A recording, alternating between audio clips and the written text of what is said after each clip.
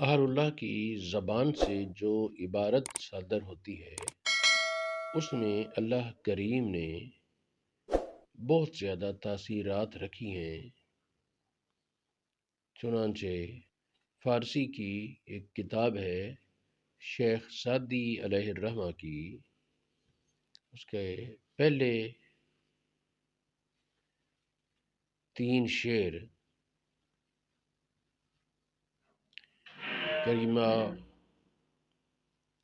کریمہ بے بخشائے برحال ماں کہ ہستم اسیر کمند ہوا، یہ والا جو پہلا قطعہ ہے 3 شعر جو ہیں اس میں رزق غیبی کے کھلنے کے لیے ایک بڑا راز ہے۔ اس کی 50 بار اگر اس کو رات کے وقت پڑھ کر سوئے آدمی تو اللہ رب العالمین کی بارگاہ میں اس کے بعد یہ ذہن میں رکھے کہ میں اتنی مجبوری ہے، کسی سبب سے مجھے اللہ پاک یہ رقم مہیا کرے، اللہ پاک کوئی نہ کوئی سبب پیدا کر دیتا ہے اس کی آسانی کا۔ جس قدر یقین کی قوت زیادہ ہوگی اسی قدر فائدے کی تاثیر زیادہ ہوگی۔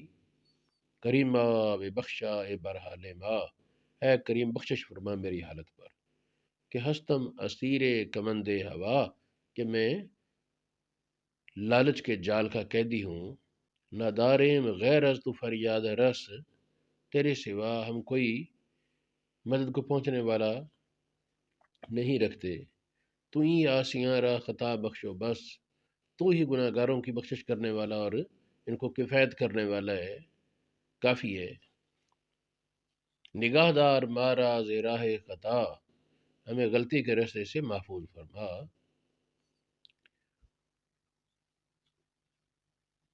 خطا در گزارو ثوابم نما، غلطی معاف فرما اور درست رستہ مجھے دکھا۔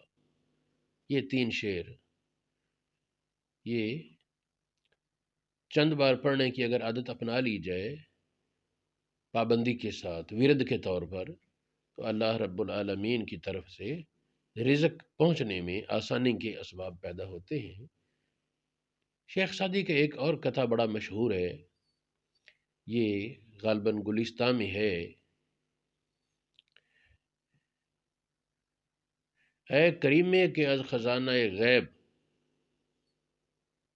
اے کریمے کے از خزانہ غیب، گبرو ترسا وظیفہ خورداری۔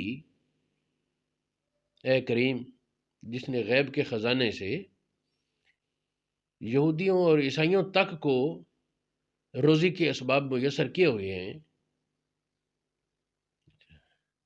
دوستاں را کجا کنی محروم، تو کے بعد دشمنہ نظر داری۔ دوستوں کو تو کب محروم کرنے لگا ہے، تیرے تو دشمنوں پر بھی مہربانیاں اور رزق پہنچانا اور اسباب کی آسانی ہے۔ یہ شعر یہ بعد عاملین لکھتے ہیں کہ 3 بار فجر کی نماز کے بعد پڑھنے کی پابندی کی جائے، صرف 3 بار، اللہ رب العالمین رزق میں آسانی اور برکت عطا فرمائے۔